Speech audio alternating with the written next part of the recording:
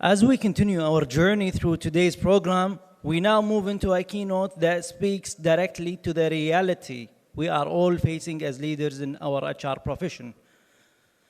Disruption, complexity, accelerated change. Our keynote speaker is a best-selling author, a global executive coach, and a thought leader known for helping leaders turn complexity into clarity and uncertainty into direction. Ladies and gentlemen, please join me in welcoming the best-selling author and executive leadership coach, Mr. Mustafa Hamwi.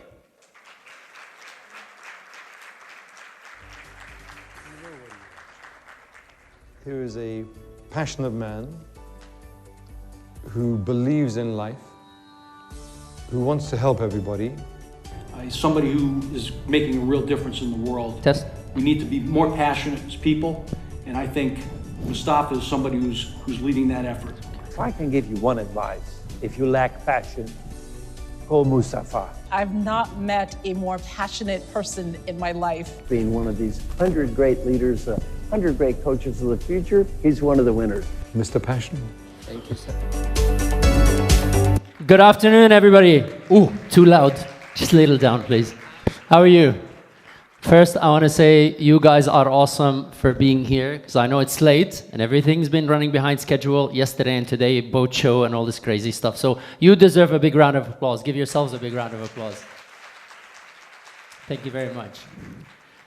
So, oh, sorry, clicker thing. Are you feeling it? Are you feeling the big disruption that's coming your way, particularly in the industry of human capital? Anybody would like to tell me what do you think are the biggest disruptors to your industry? Okay, sorry, no, it's okay, it's okay, it's okay. I think I'm gonna have to work for my money a little bit, so allow me. But I understand it's an afternoon, but I can't have this on my shift, so let's do this. This is off. And, like a stick and a carrot situation, I've got some of my best-selling books to give away. Who'd like to get one? Oh, see, everybody wakes up. Everybody loves a little bit of motivation. Okay. Book up for grabs. What are the biggest disruptors in your industry? Jen, she spoke first, so we'll give her that. Give her a big round of applause. Thank you. All right, so that's one of them, but the reality is, in my opinion, the biggest disruptors in the industry are exponential tech, which includes AI and a lot of other things. And we talk AI, but there's a lot of other things around that.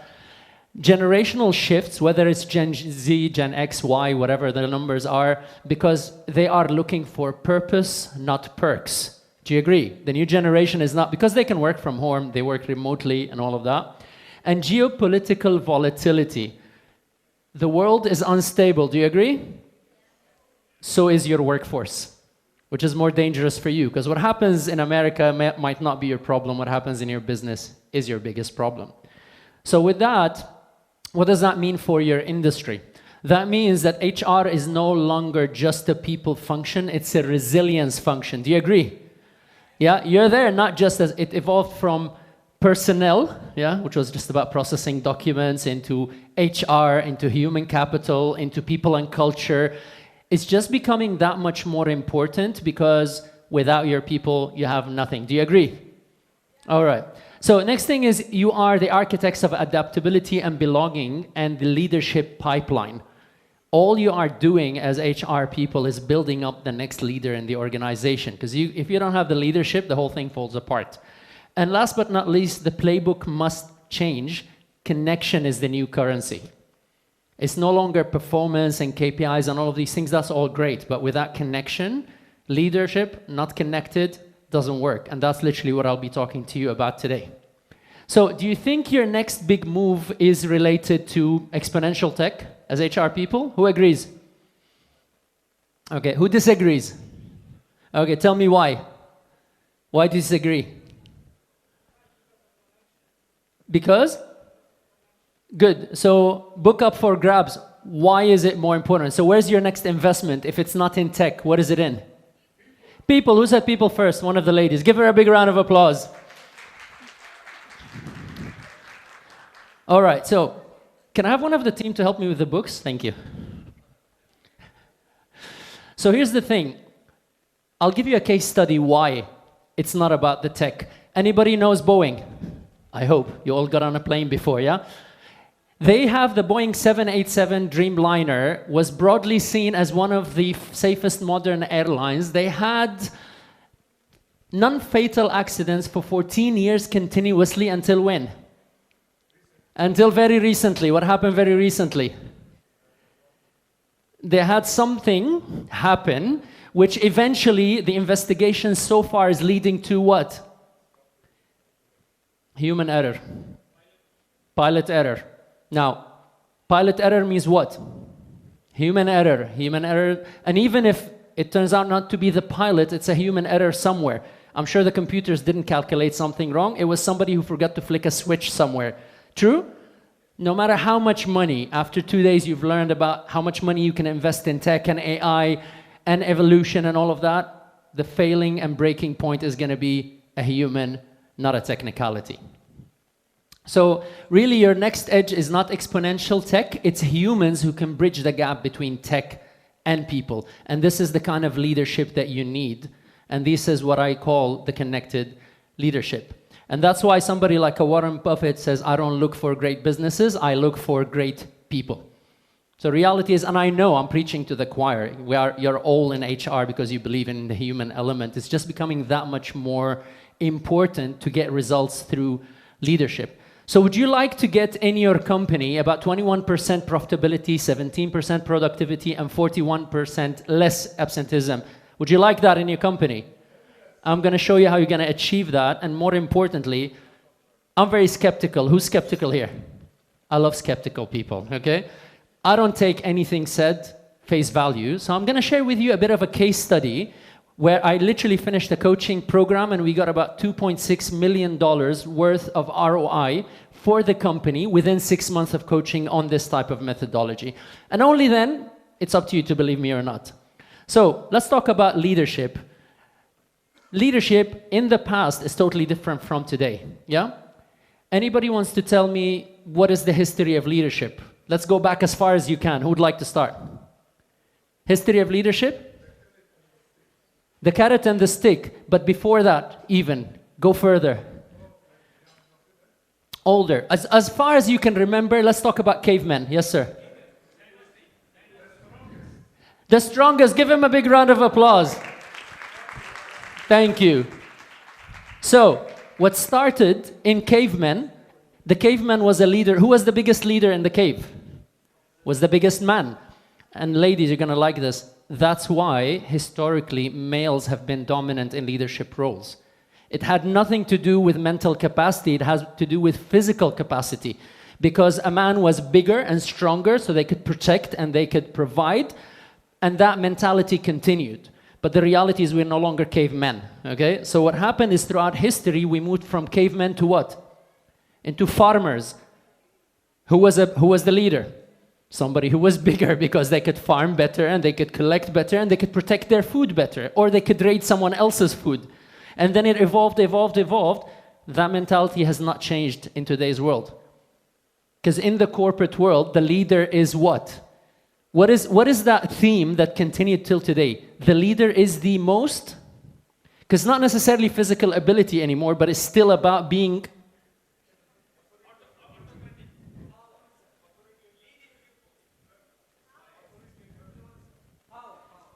Power, who said power? Okay, give him a round of applause. The word I'm looking for is superiority, all right? So superiority meant that you become a leader, but in today's world, who's the most superior existent? Yes, ladies, and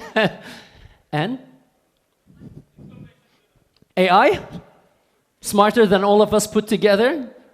Today, I was clearing some of the books that I'm giving. I had to go to customs in the morning to clear them out. And guess what the customs guy did to clear if this is an okay book?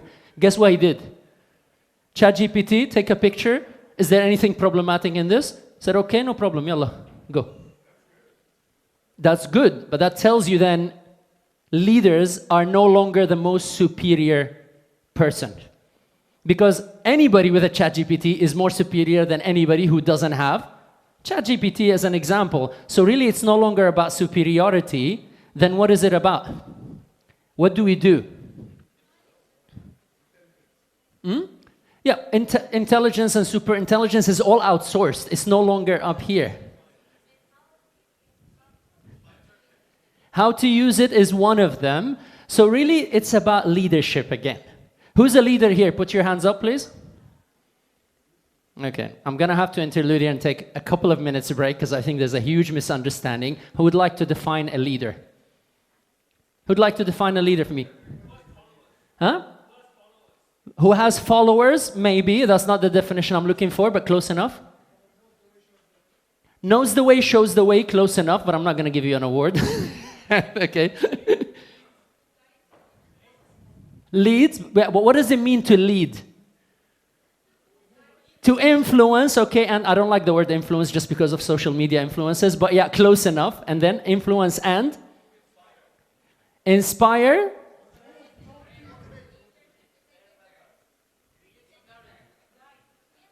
Guide to? Serve. Here's the thing. A leader is somebody who influences, yeah? Who influences others towards a goal. That's the difference between the typical social media influencer and a leader, because there's an influence towards a goal. Now, let me ask you the same question again differently. How many of you are supposed to be influencing your people towards a company organization? Put your hands up. See, now everybody puts their hands up. So let me ask you again, who's a leader here? Thank you. You get a book, okay? I'll get you one.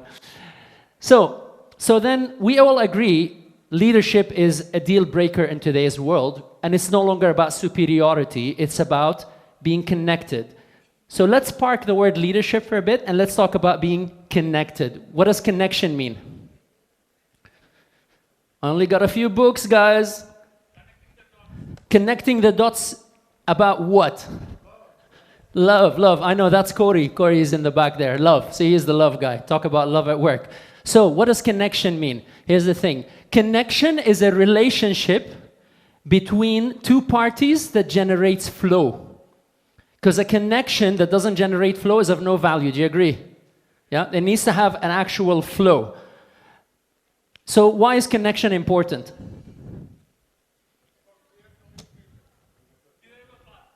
To have? To have a part. Well, here's the thing. Very simple. No connection, no power. It's very simple. You unplug a computer, it doesn't work. You unplug the internet, it doesn't work. You don't have connection as a leader, you don't work. Then you become only boss, not a leader. Totally different. Do you all agree? How many of you have bosses versus leaders? Big distinction. Big distinction. And all of you here, your role is about leadership, being yourself, but it's also about transferring and creating that leadership pipeline. So, what is the most important connection to have? Yes. Wi-Fi is the problem. Why you lose the most important connection? Who? Purpose, trust, community, listening, people. Yourself, give him a big round of applause. All right. Did you get a book or no? You got a book? Okay. The biggest, most important connection to have is with yourself, guys. And that's the funny part. I always get the same thing. Everybody points fingers at very important things, this, that. If you're not connected here, how can you connect? You cannot fill from an empty cup. You cannot fill from an empty cup. So if you guys, with all love and respect to what you do, are not connected here, forget about being an HR person, because you lost the most important human connection, which is yourself. Now, typically, this is a time where I take 5 minutes to give everybody a bit of a meditation practice. For those of you who don't meditate, I highly recommend you do 5 minutes at least in the morning, because that's the only time you go inside any form of meditation and or prayer that helps you go back in, all right? What's the second most important connection once you're connected inwards? With who? Oops, sorry, clicker. Okay, it's connection with people around you. Once you're connected and centered, you connect with the circle around you. And this is typically the people around you. And this is a 360. It's either the people that are managing you, your peers, or the people that you manage. All right, and if you are now to finish that, what's the next layer of connection? Community, close enough. I actually gave a clue a few slides before with the younger generation. They don't want the perks, they want the what? Purpose, thank you very much. It's, sorry guys, I'm not used to this clicker. So, actually, let's rewind. Why is connection important for a leader?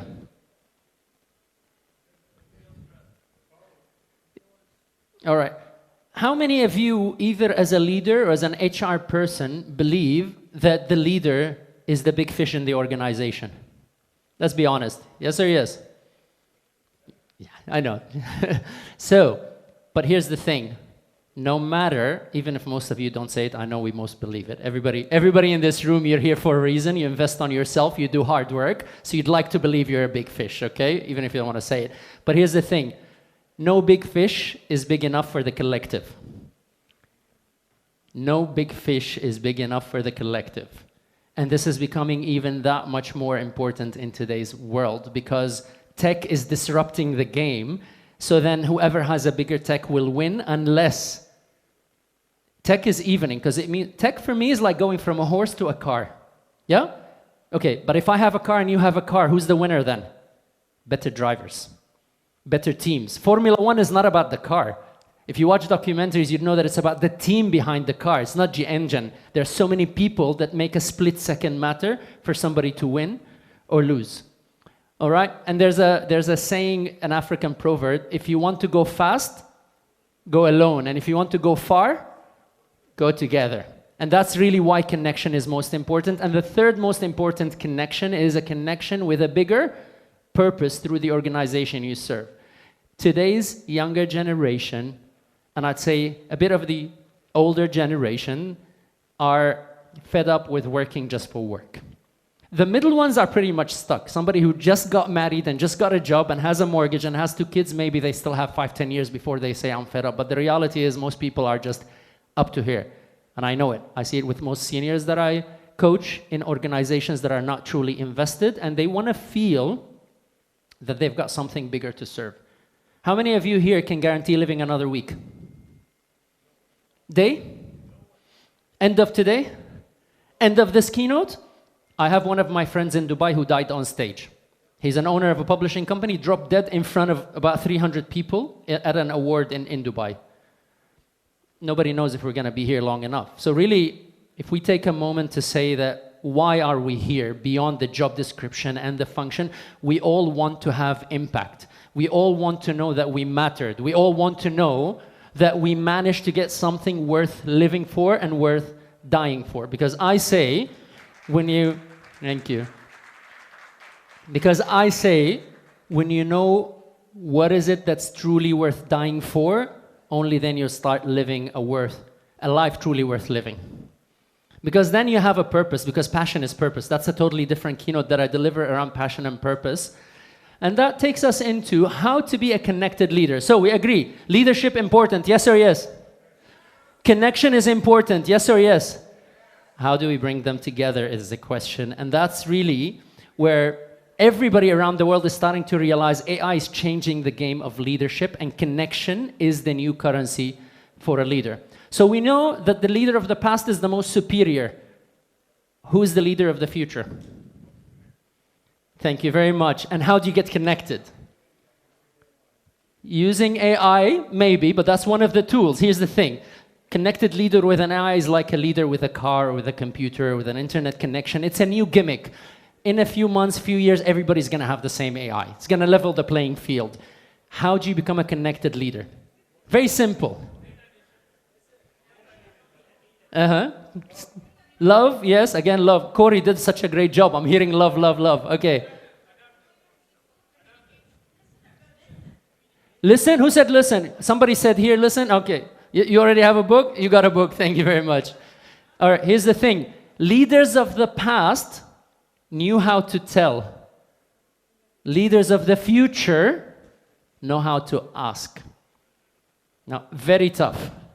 Very tough. Because we usually get our security from what? Knowing all the answers. From knowing everything that needs to be known, and that used to be the past. But today, anybody can find their answer with AI. Anybody can find their answer with ChatGPT and so on. But the truth is, a leader of the future will know how to actually ask. That's all you got to do. And it sounds a lot simpler than it is, but that's as simple as it needs to be. The program that I told you was based on just asking questions more than telling. It took a while. It took 6 months to change the leader's behavior from I tell people what to do into I ask people what I should do. And you know how I figured a lot of that? A lot of this methodology is based on Dr. Marshall Goldsmith, my mentor, dear friend. That being said, I realized that in a field like insurance, where I coach a lot of insurance companies, you've got doctors reporting to a CEO. Who's more knowledgeable in the field? Doctor. Do you think a CEO can know what needs to be done? Not really. So then the CEO has to learn to ask the whole team, because the team knows a lot more than them. And that's really where the magic of the whole formula. So last bit around the connection. I told you I'm skeptical, yes? All of this is nice, fluffy talk. We've got a few banks here. What's the most important thing in a board meeting, at the end of a board meeting at a bank? Results, which is bottom line. It's not even revenue. Revenue is part of it. It's all bottom line. Correct me if I'm wrong, gentlemen, yeah? It's all bottom line. I want to show you how this fluffy talk drives results into bottom line. Leaders who focus on connection, this is not me, this is Gallup, so I know you guys are all familiar with Gallup. They get 20% higher profitability, 17% higher productivity, 41% less absenteeism. Now, this is still a bit theoretical because it's Gallup, and I know a lot of this research is very Western world-centric. How about I give you something I managed to achieve with my team in Dubai, not Dubai, in the UAE, with one of the clients I'm working with, which is, we did a 2-day workshop for the leadership team. I had 30 plus, about 32 C-suite and C-1, so we had all the CXOs and all the VPs, followed by 6-month coaching. This was the day before the workshop. This was the month after the workshop. Now, how many of you conduct leadership programs where a month later, because everybody can measure on the day. It's fun. But the real result, if you can measure a month and 2 and 3 and 6 months after, and the summary of the result, we had an average of about 10.3% improvement that is sustained month and 2 and 3 months after the program. That's when you know a program brings ROI, not on the day of the feedback. I can do a lot of magic to make you all excited and like me. Will any of what I say stick with you for the next 6 months and 12 months? Because only then you get results. We had 100% out of 30 plus C-suite, and you know these people are usually critical and they're exposed to a lot of programs, 100% rating on improvement of leader skills. And I have a saying, in God we believe, but people take cash. So the bottom line is, in one 6-month program, 2.58 million value brought into a company. So whatever they invested with me, they got 10, 20, 30, 40, 50, 60x, whatever it is the number. And that's really what connection can bring you. So that simply meant improved leadership behavior resulted in improved bottom line. That's the bottom line of the whole story. So last question to you is, I've got 2 books to give. What is the best strategy to create a connected organization? Okay, not really. Yes, you're on point. Okay. Be with the people. Leaders that connect. Yeah, well, the strategy is how can we get leaders that connect? Make yourself available. That's for you, sorry. Oh, big book for the lady. Huh? Create safety. These are all part of it, but I'm looking for something specific. At the back? Engagement, almost, but here's the thing. Coach, I'm going to give it to you on the fact of the answer of culture, because culture eats strategy for breakfast. This was a trick question. The answer is there is no strategy that can help you. If you don't have the right culture, you're not going to have the right connection. How many, give her a big round of applause. Question, how many of you have seen those vision, mission statements out there? Do you know the best way to know? Randomly ask the receptionist if they know what's their vision and mission, and you'll know why it doesn't work. The culture of the company will determine how the company will run, no matter how many workshops you do, no matter how many trainings you do. These are all ticks-the-box exercises, in my opinion, if they don't fit in the overall culture transformation roadmap. So, building a corporate culture roadmap. First thing, we start with a connected individual, which is why I said the most important connection is what? Yourself. Then we move on to a connected tribe. The connected tribe is the people around you, so that's the 360 around you. From there, out of the 30 plus people that we worked with, do you think all 30 are still up here? It's unrealistic. I mean, they all improved, 10% is not bad, but I need now leadership team for containing and sustaining connection in the organization. So then, out of the 30, we have about 6 in the connection leadership team. Then you have a connected company, and then you can move from connection to profit. Most companies want to do what? Bring you here, let's do a workshop. How many of you in HR go to your leadership, say, oh, I want to run a workshop. Okay, show me ROI. We can show you ROI, but not here. We can show you ROI here because this journey is no less than about 18 months. You need 6 months for the first batch. Then from that, you get the people that become the tribe and the leadership team, and then they will translate that to their teams. And in about a year and a half, you can have cultural transformation. So, in short, what I say is the future belongs to leaders who connect deeply, not compute quickly. The future belongs to leaders who connect deeply, not compute quickly, because that's the job of ChatGPT. Thank you.